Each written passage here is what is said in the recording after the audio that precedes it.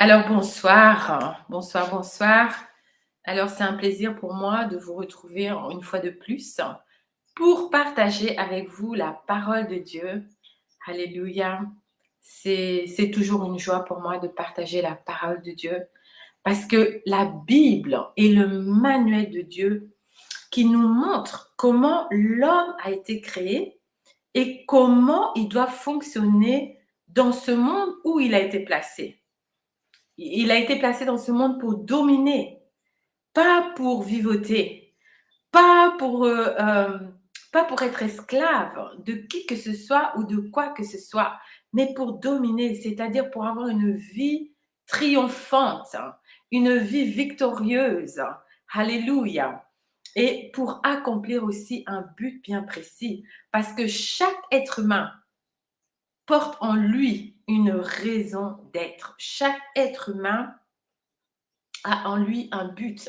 Parce que tout ce que Dieu fait a un but. Tout ce que Dieu fait, il le fait dans un but, il le fait avec une raison d'être. Alléluia. Et pour cela, j'aime donner l'exemple des insectes. Parce que les insectes, ce sont ces petites bestioles, ces petits animaux qu'on trouve insignifiants, dont on ne connaît certainement souvent pas l'importance. Mais même un insecte a une raison d'être. Même un insecte a un but. Et lorsque je méditais là-dessus, je suis allée faire un peu mes petites recherches sur les insectes. Et il est dit qu'il y a plus de 900 000 espèces d'insectes. Alléluia sur la terre. Mais tous ont un rôle important au niveau dans le maintien de la biosphère. Alléluia.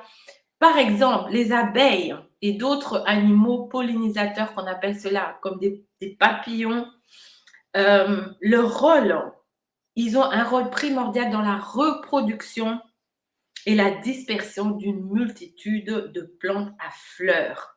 Alléluia. Ils sont importants pour la biodiversité végétale. Alléluia. Les insectes sont la seule source d'alimentation pour beaucoup d'espèces d'animaux, pour les reptiles, pour les oiseaux, pour les mammifères. Mais les insectes, ils ont aussi un rôle vital dans le cycle de vie parce que quand un animal meurt, tout est décomposé et est recyclé par une variété d'organismes, dont de nombreuses espèces d'insectes. Sans l'aide de ces décomposeurs, les corps morts, les défécations de tous ne feraient que s'empiler. Donc, vous vous rendez compte, même le plus petit des insectes a un rôle important à jouer. À combien plus forte raison, vous et moi, qui avons été créés à l'image et à la ressemblance de Dieu. Alléluia. Mais combien sur les 7 milliards d'hommes qui vivent sur la terre, combien sont véritablement conscients que lorsqu'ils sont venus sur cette terre, ils sont venus en portant en eux une raison d'être, en portant en eux un but divin. Alléluia. Que personne n'est par hasard ici sur la terre. Personne n'est le fruit d'un accident.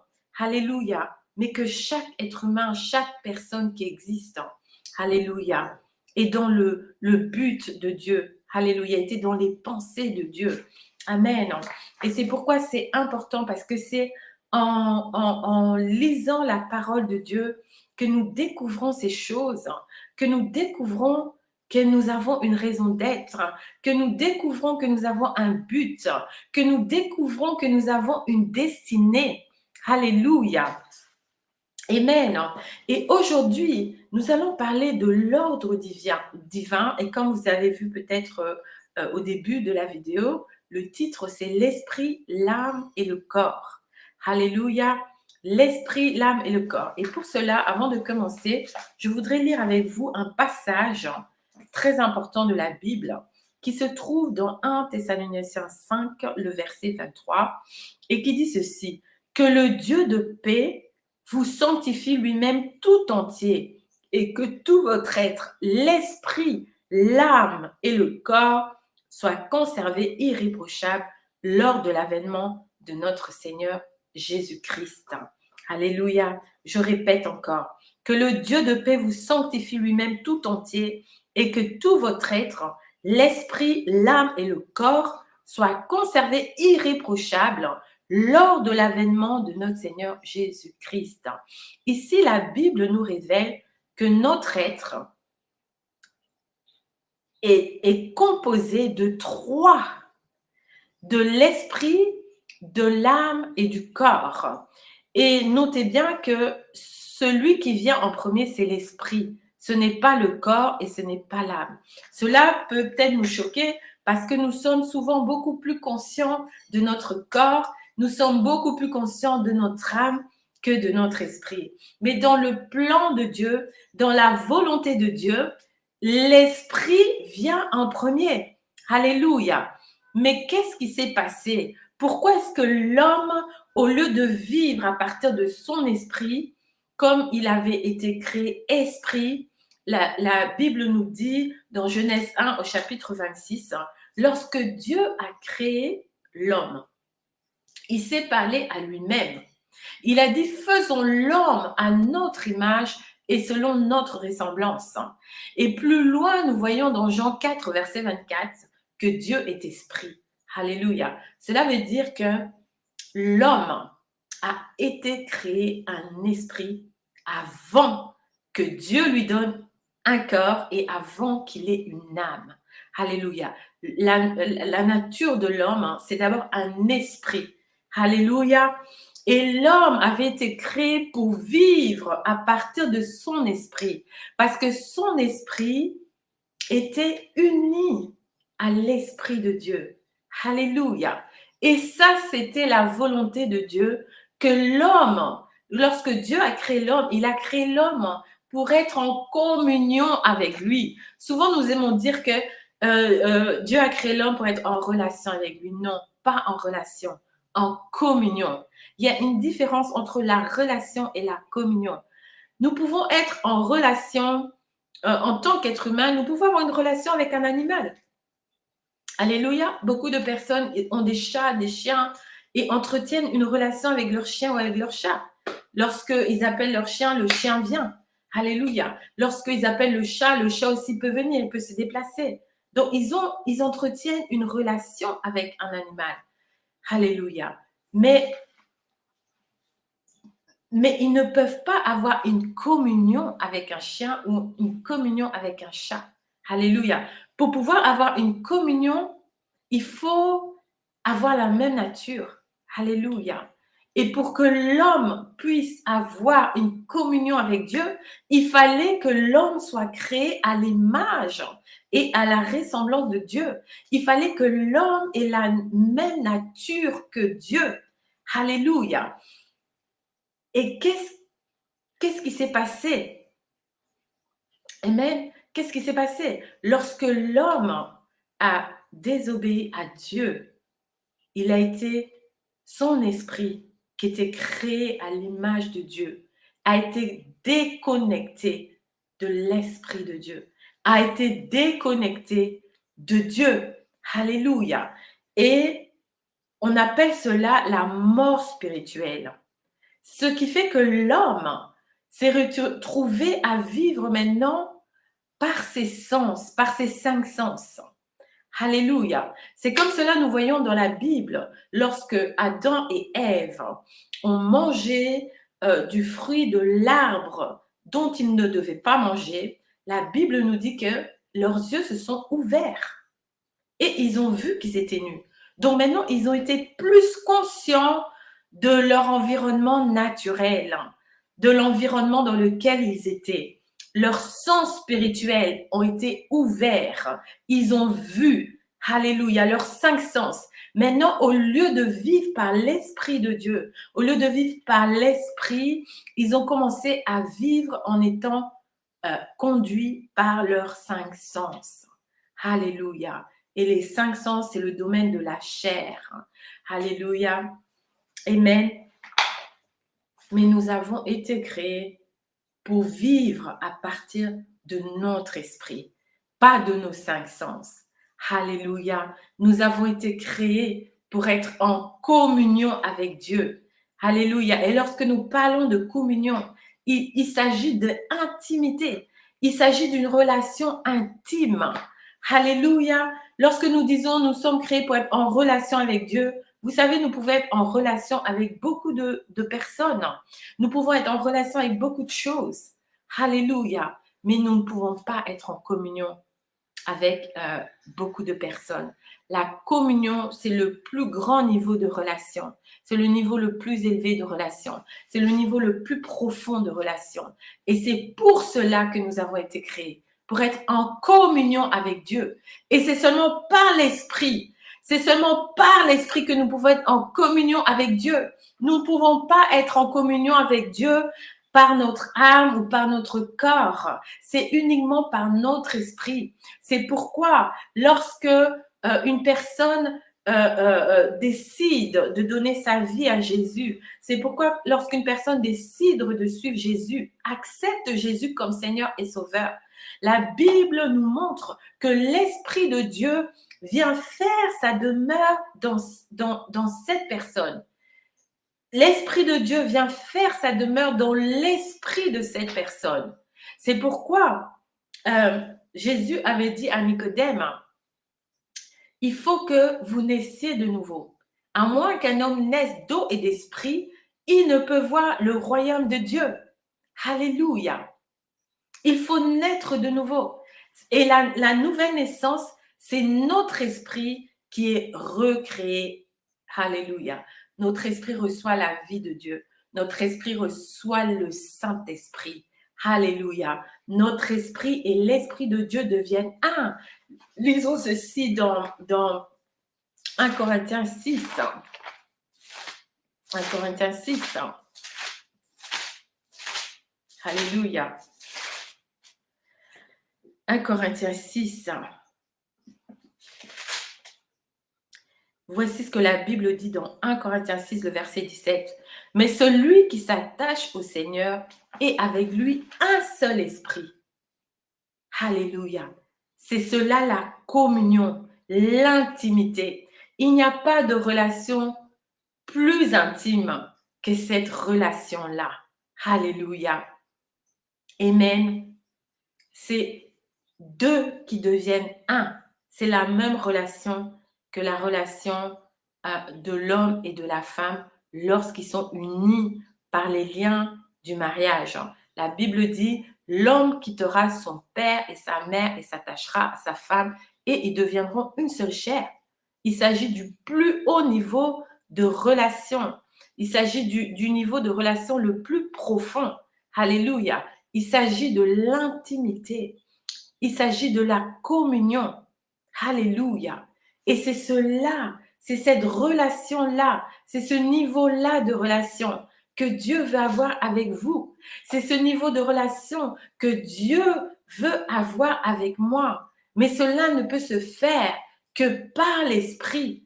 Alléluia. Cela ne peut arriver que lorsque l'Esprit de Dieu, qui est Dieu lui-même, vient faire sa demeure dans notre esprit. Alléluia. Amen. Nous avons été créés pour vivre à partir de notre communion avec Dieu. Alléluia. Lorsque l'homme n'est plus en communion avec Dieu, il est dans un état de dysfonctionnement total. Alléluia. Parce que le but premier pour lequel nous avons été créés, c'était pour être en communion avec Dieu. Parce que Dieu voulait ses représentants ici sur la terre. Et pour pouvoir le représenter, il faut avoir ce degré de relation avec lui. Pour pouvoir être, la Bible nous appelle des ambassadeurs. Alléluia, des ambassadeurs de Christ. Pour avoir pour pouvoir opérer sur la terre à ce niveau, il faut avoir ce degré de relation qui est la communion, qui est une relation intime.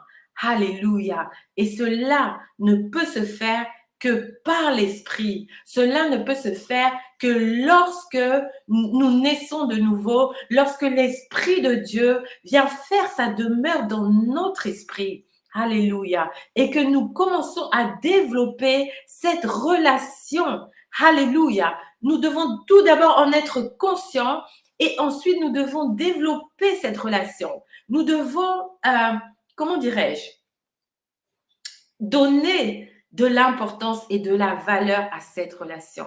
Malheureusement, qu'est-ce que nous voyons? Le sens de cette vie-là a été dénaturé. Alléluia. Et lorsque nous ne sommes pas conscients que nous sommes avant tout un esprit et que nous devons avoir cette relation intime par l'Esprit de Dieu qui est dans notre esprit avec le Père, alléluia, nous sommes dans la religion. Nous sommes dans la religion. Alléluia. Je me rappelle, moi, j'ai donné véritablement ma vie au Seigneur dans l'année 2000. Et j'aimais Dieu, j'avais soif de Dieu, j'étais amoureuse de Jésus. J'ai vraiment tout laissé, j'ai quitté vraiment le monde et je me suis consacrée au Seigneur. J'ai dévoré sa parole, j'étais dans toutes les réunions d'église, dans tous les séminaires, j'étais affamée et assoiffée de ce Dieu-là. Alléluia. Mais une chose, on ne m'a jamais enseigné comment être en intimité, comment développer l'intimité, comment développer cette relation avec lui. Alléluia. Et on ne m'a jamais expliqué que cela ne peut se faire que par l'esprit. Alléluia. Donc, je servais Dieu, je faisais tout. Mais je servais Dieu, je peux dire, dans la chair. Et combien de personnes encore aujourd'hui servent Dieu dans la chair? Alléluia. Avec leur faculté humaine, leur faculté naturelle. Alléluia. Et je me rappelle en 2009, j'ai rencontré un pasteur qui était un fils spirituel au Dr. Miles Monroe. Et lorsqu'il me parlait, il me disait, oui, on a un esprit, nanani, nanana. Et moi, je dis, mais qu'est-ce qu'il me raconte celui-là? Je ne comprenais pas. Parce que c'est quelque chose qu'on ne m'avait jamais enseigné. Alléluia. Et c'est quelques années plus tard que j'ai eu la révélation. Alléluia. Et la révélation, elle est venue comment? Quand j'ai développé mon intimité avec le Saint-Esprit en utilisant le langage de l'intimité. Alléluia. Et j'aimerais dire à quelqu'un, le langage de l'intimité avec l'Esprit de Dieu, le langage de l'intimité avec Dieu, c'est la prière en langue. Alléluia. Dieu nous a donné ce don-là pour que nous puissions développer notre intimité, pour que nous puissions développer notre intimité avec lui, pour que nous puissions développer notre intimité avec le Saint-Esprit. Alléluia. Amen. Et plus j'ai commencé à prier en esprit, plus j'ai commencé à prier en langue, plus je suis devenue consciente de cette partie en moi qu'on appelle l'esprit. Alléluia. Parce que le Saint-Esprit était maintenant activé. Et comme le Saint-Esprit se trouve dans mon esprit, automatiquement, je suis devenue plus consciente de mon esprit. Alléluia. Amen. J'espère qu'on se comprend ce soir. J'espère que vous me comprenez. Alléluia. Donc, l'ordre de Dieu, c'est l'esprit, l'âme et le corps. L'ordre de Dieu, c'est que nous puissions fonctionner à partir de l'esprit et non pas à partir de notre âme et non pas à partir de notre corps. Cette vie de foi, c'est une vie qui se vit par l'esprit de Dieu. Alléluia. Et c'est une vie qui se vit à partir de notre esprit qui est connecté à l'esprit de Dieu. Alléluia. Cette vie, ce n'est pas une vie que nous pouvons expérimenter dans notre âme, mais c'est une vie que nous pouvons expérimenter dans notre esprit. Alléluia. Cette intimité, cette communion avec l'Esprit de Dieu, c'est la volonté de Dieu. Alléluia. Et Dieu veut que nous vivions à partir de notre esprit, non pas à partir de notre âme, non pas à partir de nos pensées, non pas à partir de nos émotions, non pas à partir de nos sentiments, parce que nos sentiments sont trompeurs, nos émotions sont trompeuses, nos pensées sont trompeuses. Alléluia. La Bible dit que le cœur de l'homme est tortué. Et quand il parle du cœur ici, il parle de notre façon de penser. Alléluia, parce qu'en hébreu, le cœur veut dire aussi, c'est le mot lébé et ça veut dire aussi la façon de penser.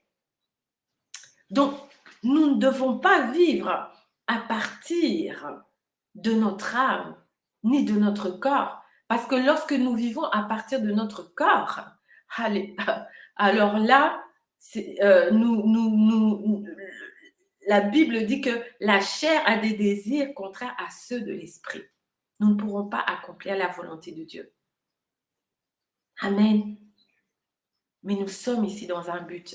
Et le but pour lequel nous sommes ici, c'est d'accomplir les plans et la volonté que Dieu a pour nos vies. Alléluia. C'est pourquoi l'Esprit est celui qui doit venir en premier. Nous devons prendre soin de notre esprit, de la même manière que nous avons pris l'habitude de prendre soin de notre corps, de la même manière que nous avons pris soin de notre âme aussi en développant notre intelligence, en développant nos connaissances, alléluia, en étudiant, alléluia, nous nous développons, c'est très bien. Nous prenons soin de nos corps, nous faisons du sport, nous nous habillons, nous nous embellissons, c'est très bien. Mais le plus important, c'est l'esprit. La Bible dit, en réalité, dans l'homme, c'est l'esprit. Alléluia. Et la Bible nous dit aussi que alors que notre homme extérieur se détériore, notre homme intérieur se renouvelle de jour en jour. Cet homme intérieur-là, c'est l'esprit. Il s'agit de l'esprit. Alléluia. Donc, si mon homme extérieur se détériore, cela veut dire qu'en prenant de l'âge, le physique se détériore. Mon homme spirituel, mon homme esprit, lui, il se renouvelle. Alléluia. Mon homme spirituel rajeunit même. Mon homme spirituel, alléluia, oh, se rafraîchit sous l'influence du Saint-Esprit. Alléluia. C'est pourquoi nous devons prendre soin de l'esprit. Amen. Et nous prenons soin de l'esprit, c'est lorsque nous devons être conscients que nous sommes un esprit, nous devons être conscients que c'est la partie de nous qui est la plus importante et nous devons développer une relation, une communion avec Dieu par le Saint-Esprit. Alléluia. Parce que c'est de cette manière que Dieu veut que nous vivions. C'est de cette manière que Dieu veut que nous opérions. Alléluia. Nous allons continuer cette étude. Ici, c'est comme une introduction en fait. Nous allons développer ces choses dans les prochaines vidéos que nous allons faire. Mais j'aimerais que vous puissiez, si vous ne l'avez jamais fait, le matin, quand vous vous réveillez, que vous puissiez dire « Je suis un esprit qui a une âme et qui vit dans un corps. » Alléluia. Ma prière pour vous ce soir, c'est que vous deveniez conscient que vous êtes un esprit. Alléluia. Et que vous puissiez développer cette communion, cette intimité avec le Saint-Esprit. Alléluia. Et que votre esprit domine tout votre être. Alléluia. Parce que malheureusement, qu'est-ce qui se passe? Lorsque nous ne connaissons pas l'ordre de Dieu, souvent nous sommes dominés, beaucoup de gens sont dominés, même des chrétiens, par leur âme, par leurs pensées, par leurs émotions, par leurs sentiments. Alléluia. Mais ce n'est pas la volonté de Dieu. La volonté de Dieu, c'est que l'esprit domine sur toutes les autres parties du corps. Alléluia. Et lorsque l'esprit domine, nous aurons des chrétiens stables. Nous aurons des chrétiens forts. Alléluia. Parce que l'esprit est la partie de nous qui est stable. L'esprit est la partie de nous qui est forte. L'esprit est la partie de nous qui doit dominer, qui doit dominer sur l'âme et sur le corps. Alléluia. J'ai toujours dit ceci qu'un chrétien qui a conscience qu'il est un esprit, qui a développé son esprit, qui a une communion avec le Saint-Esprit, alléluia, qui a édifié son esprit en priant en notre langue.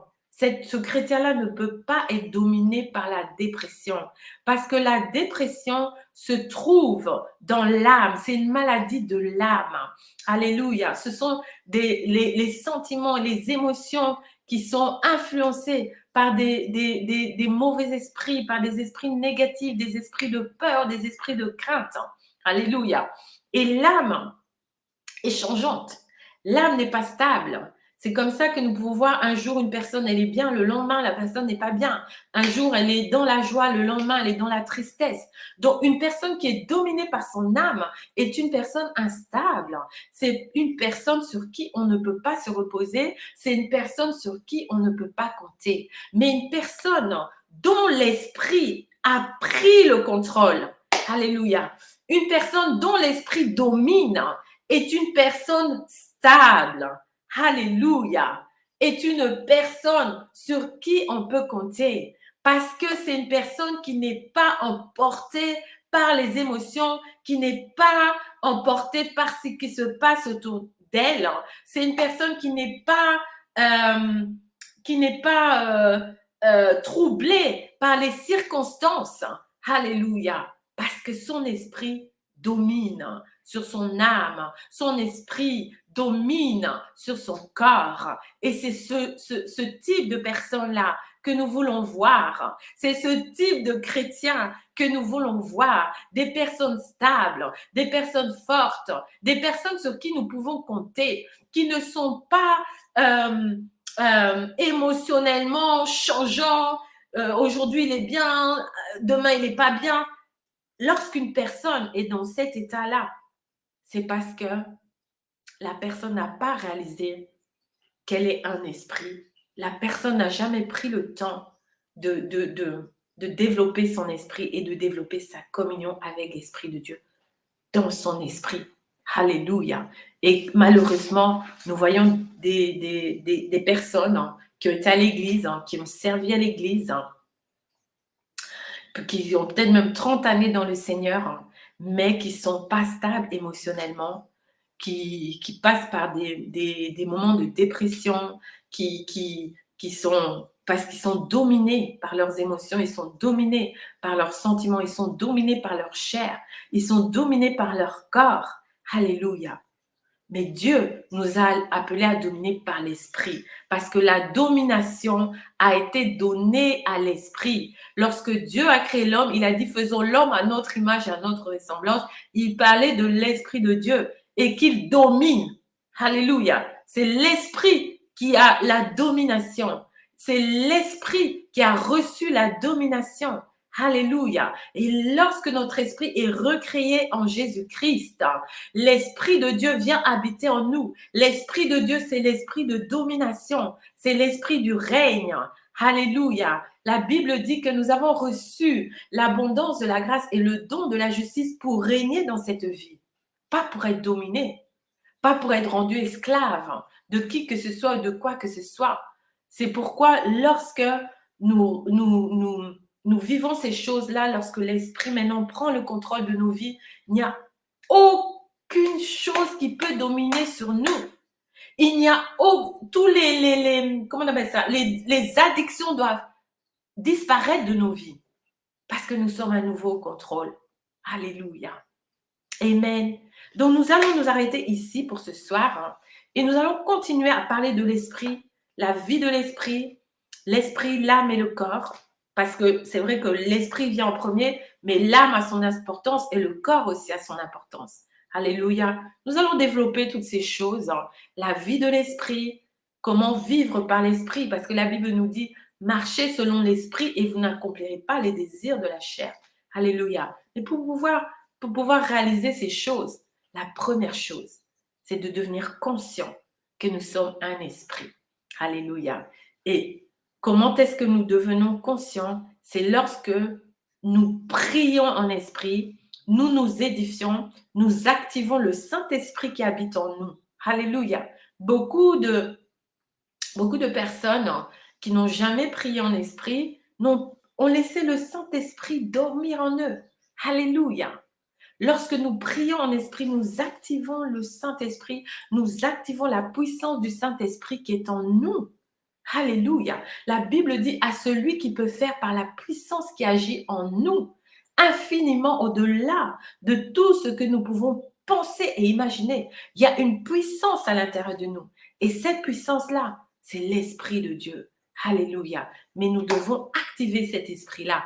Et nous l'activons comment? Lorsque nous prions en esprit, lorsque nous prions en d'autres langues. Alléluia. Voilà, je vous souhaite une bonne soirée. Nous allons revenir sur ces choses, nous allons rentrer en détail, nous allons développer, nous allons parler de ces choses-là parce que ce sont les fondements de la vie chrétienne, de la vie spirituelle. Je vous souhaite à tous une excellente soirée et j'aimerais vous dire, si vous n'êtes pas encore abonné, abonnez-vous.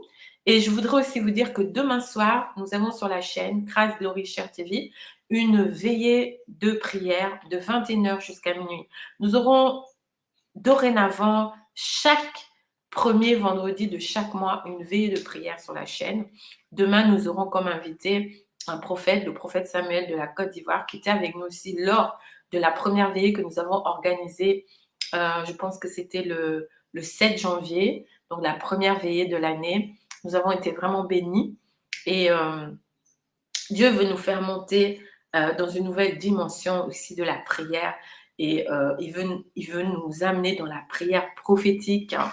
Alléluia. Donc, je vous invite vraiment à participer à cette veillée et vous allez être bénis, ça je peux vous l'assurer. Alléluia. Que Dieu vous bénisse, que Dieu vraiment bénisse votre vie et que vous puissiez vraiment réaliser que vous êtes un esprit et que votre esprit est un avec l'esprit de Dieu. Shalom, soyez bénis.